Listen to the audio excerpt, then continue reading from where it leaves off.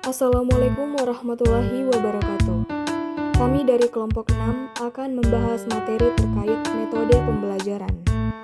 Materi ini disusun oleh Leni Adelia, Iwayan Satrio Wibowo, Irfan Asro, Zairifal Asbi, Nur Hasana, Waode Anasari, dan Laanas. Materi yang pertama yaitu pengertian metode pembelajaran. Metode pembelajaran adalah sebuah proses sistematis dan teratur yang dilakukan oleh guru atau pendidik dalam menyampaikan materi kepada siswanya. Pendapat lain juga mengatakan bahwa learning methods merupakan sebuah strategi atau taktik dalam melaksanakan kegiatan belajar mengajar di dalam kelas yang diaplikasikan tenaga pendidik agar tujuan pembelajaran yang sudah ditetapkan bisa tercapai dengan baik.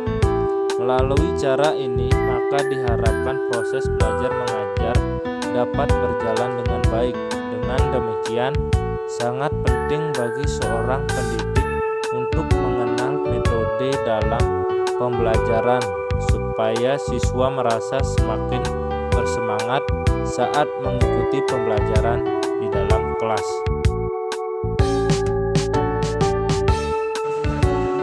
B. Keefektifan penggunaan metode.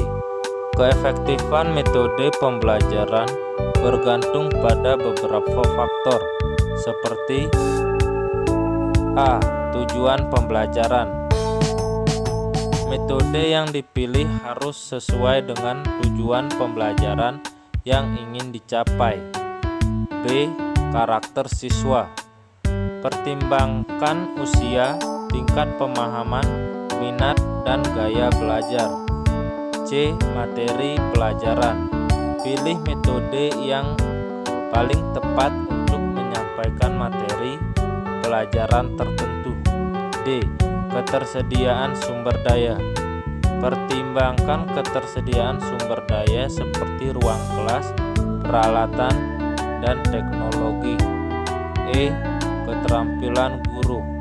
Guru harus memiliki keterampilan dan pengetahuan yang cukup untuk menerapkan metode yang dipilih.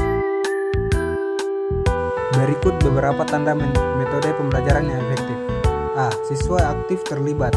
Siswa bersemangat dan terlibat dalam proses pembelajaran. B. Siswa memahami materi.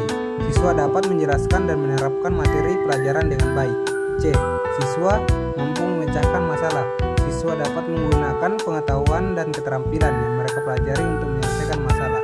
D. Siswa memiliki motivasi belajar. Siswa memiliki keinginan untuk terus belajar dan berkembang. Contoh keefektifan metode. A. Metode demonstrasi efektif untuk mengajarkan keterampilan praktis seperti memasak, menjahit, atau memperbaiki peralatan. B. Metode diskusi efektif untuk mengembangkan kemampuan berpikir kritis dan komunikasi siswa. C. Metode proyek efektif untuk membantu siswa belajar secara mendalam, kreatif, dan berkolaborasi. Penting untuk diingat bahwa tidak ada satu metode pembelajaran yang paling efektif untuk semua situasi. Guru harus memilih metode paling sesuai dengan kebutuhan siswa dan tujuan pembelajaran. C. Faktor yang mempengaruhi dalam pemilihan metode.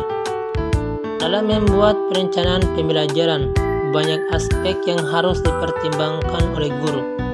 Oleh karenanya, agar pelaksanaan pembelajaran dapat berjalan dengan baik dan dapat meraih tujuan yang diharapkan, maka dalam menyusun learning design perlu memperhatikan faktor-faktor yang mempengaruhi pemilihan metode pembelajaran. Berikut ini merupakan faktor-faktor yang mempengaruhi pemilihan metode pembelajaran. Yang pertama, faktor tujuan. Setiap pelaksanaan pembelajaran tentu memiliki tujuan pembelajaran yang hendak dicapai. Penyelenggaraan pembelajaran bertujuan agar peserta didik sebagai warga belajar akan memperoleh pengalaman belajar dan menunjukkan perubahan perilaku, di mana perubahan tersebut bersifat positif dan bertahan lama. Kalimat tersebut dapat dimaknai bahwa pembelajaran yang berhasil adalah pembelajaran tidak hanya akan menambah pengetahuan peserta didik, tetapi juga berpengaruh terhadap sikap dan cara pandang peserta didik terhadap realitas kehidupan. Kaitan metode dengan tujuan pembelajaran yaitu didasarkan atas kondisi bahwa metode sebagai cara untuk mencapai tujuan pembelajaran, sehingga metode apa yang akan kita gunakan banyak dipengaruhi oleh kondisi tujuan pembelajaran itu sendiri. Tujuan pembelajaran di sini menyangkut kemampuan yang harus dimiliki warga belajar setelah mengikuti kegiatan pembelajaran. Menurut Bloom, pada tahun 1956 diungkapkan bahwa kemampuan yang terdapat pada tujuan pembelajaran dapat dikelompokkan ke dalam 3 ranah, yaitu ranah kognitif, efektif, dan psikomotor. Untuk setiap ranah terdapat tingkatan-tingkatan kemampuan yang berkisar dari kualitas yang rendah sampai pada kualitas kemampuan yang tinggi. Faktor yang kedua, faktor bahan atau materi. Pengaruh bahan belajar terhadap penetapan metode pada hakikatnya merupakan kelanjutan dari pengaruh tujuan pembelajaran. Gagne pada tahun 1926 mengungkapkan bahwa bahan belajar terdiri dari konsep, prinsip, prosedur, dan fakta atau kenyataan yang ada. Dari setiap jenis bahan belajar tersebut memiliki tingkatan kesulitan yang terdiri dari bahan belajar dasar, kelanjutan, dan tinggi.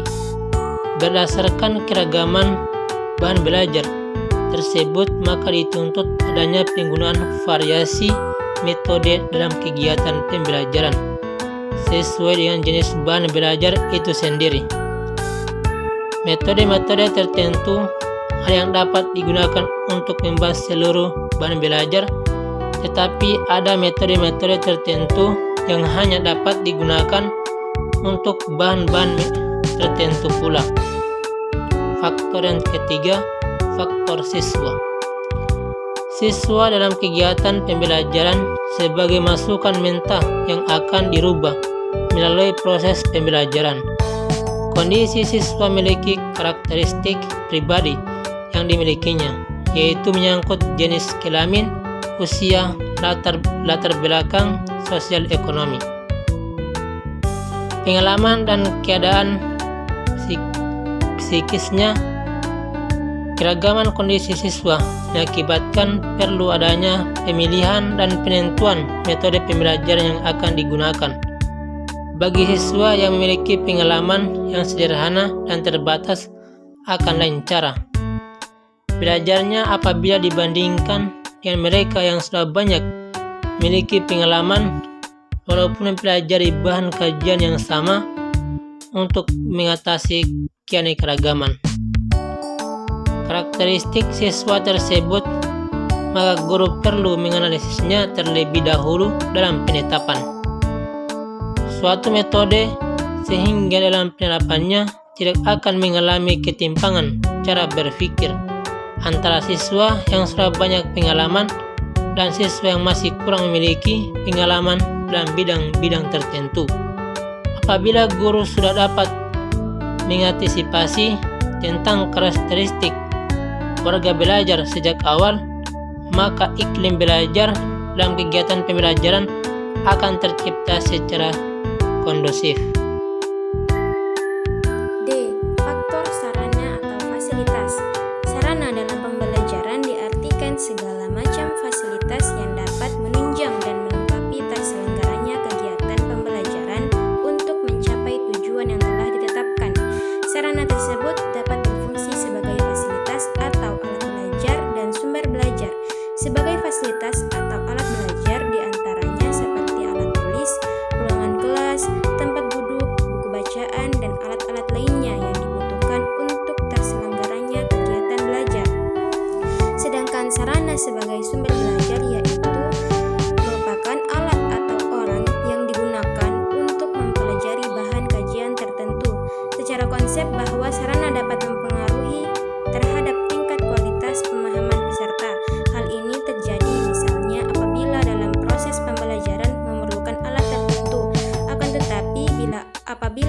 yang diperlukan tidak ada, maka akibatnya proses pembelajaran tersebut hanya bersifat verbalisme. Kelengkapan sarana dalam kegiatan pembelajaran mempunyai implikasi terhadap penetapan metode yang digunakan, sumber belajar dalam kegiatan pembelajaran. Faktor waktu. Faktor waktu adalah menyangkut jumlah dalam kegiatan pembelajaran serta menyangkut kondisi waktu kegiatan pembelajaran. Penggunaan metode dalam kegiatan pembelajaran perlu disesuaikan dengan waktu. Walaupun sumber belajar dapat menetapkan metode yang dianggap paling tepat berdasarkan kecenderungan program pembelajaran tertentu, namun apabila metode tersebut membutuhkan waktu yang cukup lama, sedangkan waktu yang tersedia sangat terbatas, maka metode tersebut kurang tepat untuk digunakan. Ketepatan metode dalam jumlah waktu yang tersedia akan menjurus kepada tercapainya tujuan pembelajaran dengan baik. Faktor guru. Faktor guru juga merupakan salah satu faktor yang harus dipertimbangkan dalam pemilihan suatu metode. Kondisi guru menyangkut kondisi diri yang mempengaruhi baik yang bersifat internal maupun yang bersifat eksternal. Kondisi internal yaitu menyangkut pemahaman terhadap bahan kajian, pemahaman penggunaan metode, dan kemampuan mengelola kegiatan pembelajaran. Sedangkan kondisi eksternal yaitu kondisi di luar diri sumber belajar tersebut yang dapat mempengaruhi terhadap pengelolaan kegiatan pembelajaran. Guru memang dituntut untuk selalu menunjukkan performa yang selalu prima dalam setiap pembelajaran yang diampunya. Namun demikian, guru tetaplah manusia dengan berbagai kelebihan dan kekurangan yang dimilikinya. Memilih suatu metode pembelajaran pun harus menimbang kesanggupan guru. Akan tetapi, hal ini tidak menjadi dalih pembenaran bagi guru untuk menunjukkan performa yang terlalu apa adanya dan yang biasa-biasa saja. Macam-macam metode yang dapat dipakai. 1. Metode pembelajaran demonstrasi. Metode demonstrasi adalah metode yang diterapkan dengan suatu keahlian. Sesuai dengan namanya, metode ini dipakai untuk mendemonstrasikan penggunaan alat atau melaksanakan kegiatan tertentu seperti kegiatan sesungguhnya. Metode demonstrasi juga bisa disebut metode eksperimen. Jenis metode pembelajaran ini pelaksanaannya bisa di dalam kelas maupun tempat khusus. 2. Metode pembelajaran ceramah. Metode pembelajaran ceramah yaitu bentuk pengajaran dengan penjelasan konsep, prinsip, dan fakta. Biasanya, pada akhir metode ceramah akan ditutup dengan sesi tanya jawab. Guru atau dosen juga bisa mengkombinasikan metode ceramah dengan metode lain. 3. Metode pembelajaran sosiodrama. Metode sosiodrama merupakan metode pembelajaran di mana siswa akan memainkan peran seseorang. Nantinya siswa akan menampilkan peran sosok tersebut di depan kelas. 4. Metode pembelajaran diskusi. Dikutip dari repositori Stein Kudus, metode diskusi adalah metode pembelajaran berupa kegiatan tukar-menukar pendapat, informasi atau unsur-unsur pengalaman secara teratur. Tujuannya metode diskusi yaitu memperoleh pengertian bersama yang lebih jelas dan lebih teliti akan sesuatu. Adanya diskusi bisa untuk mempersiapkan dan merampungkan keputusan bersama. Dengan demikian, metode diskusi ini berbeda dengan debat atau beradu argumentasi. Metode diskusi bisa melibatkan guru maupun semua siswa, di mana mereka akan dilatih untuk mengeluarkan dan mengembangkan ide-ide. Cara melakukan metode diskusi biasanya siswa-siswa akan dihadapkan kepada suatu masalah. Bisa berupa pernyataan atau pertanyaan yang bersifat problematis, artinya untuk dibahas dan dipecahkan secara bersama. 5. Metode pembelajaran permainan, game method. Tujuan utama metode pembelajaran permainan adalah untuk membangun kesenangan serta ketertarikan proses pelajaran. Metode ini akan mengurangi sifat kelas yang monoton atau membosankan, sehingga suasana kelas yang terbangun akan lebih menyenangkan. Contohnya, permainan abjad dan angka, permainan kata dalam bahasa Inggris, permainan gambar, dan masih banyak lagi. Jenis permainan bisa disesuaikan dengan usia siswa maupun mata pelajarannya. Dengan metode pembelajaran permainan, peran guru adalah sebagai berikut. 1. Memutuskan cara maupun pantas atau tidaknya dari permainan-permainan yang akan dimainkan. 2. Memaksimalkan keikutsertaan siswa. 3. Membuat siswa mampu merealisasikan aturan-aturan yang berlaku sesuai perintah. 4. Dimainkan dengan kewajaran serta kendali. 5. Menyediakan hadiah yang akan diberikan untuk pemenang. 6. Metode pembelajaran drill. Metode pembelajaran drill merupakan metode mengajar yang memberikan latihan-latihan kepada siswa untuk memperoleh suatu keterampilan. Kegiatan latihannya akan dilakukan secara berulang-ulang. Contoh metode pembelajaran drill yaitu latihan yang bisa melatih keterampilan motorik, di antaranya seperti 1. Kesenian melalui penggunaan alat-alat musik, menari, latihan vokal, dan lain-lain. 2. Olahraga. 3. Melatih kecakapan mental. 4. Pembelajaran matematika. 7. Metode pembelajaran kerja lapangan. Metode pembelajaran kerja lapangan adalah metode pembelajaran di mana para siswa akan pergi ke lapangan untuk bekerja, disebut juga sebagai praktek kerja lapangan, PKL. Tujuan utama metode kerja lapangan yaitu memberikan kesempatan pada siswa untuk mencapai pengetahuan melalui pengalaman sendiri di lapangan yang tidak mereka diperoleh di kelas.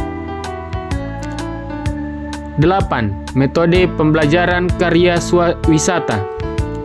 Metode karya wisata adalah metode pembelajaran dengan cara mengajak siswa untuk pergi mengunjungi berbagai objek wisata. Metode ini tujuannya bukan untuk sekedar rekreasi, tetapi bertujuan untuk mempelajari sesuatu. Contoh, dalam rangka mendalami pelajaran sejarah, para siswa bisa diajak untuk pergi ke museum. Di sana, siswa bisa melihat secara langsung benda-benda bersejarah. Metode karya wisata ini tidak selamanya membutuhkan biaya yang mahal. Misalnya dalam pelajaran ekonomi, siswa bisa melakukan pengamatan kegiatan jual beli di pasar lokal. Mereka bisa melakukan wawancara dengan para penjual atau pembeli. Dengan hal itu, siswa juga bisa memperoleh pengalaman tentang pelajaran ekonomi.